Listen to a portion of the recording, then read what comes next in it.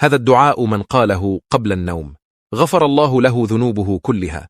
هذا الدعاء كان النبي صلى الله عليه وسلم يقوله عند نومه. فما هو؟ ردد هذه الكلمات واحفظها جيدا وانشرها بين أحبابك ولك الأجر.